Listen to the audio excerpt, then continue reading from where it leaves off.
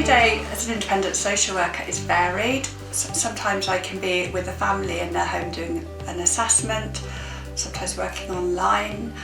Support planning, we can get referrals from local authorities, health boards as well, courts, solicitors. I go out usually and assess clients, either adults or children.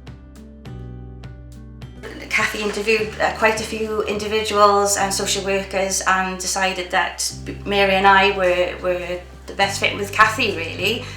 And as a team, I think she made the right decision. We're a great team together and I love working with them.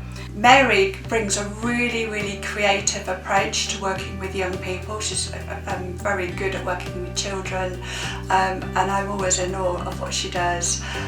And Rachel has a very strong sense of getting things absolutely right for the people she's working with.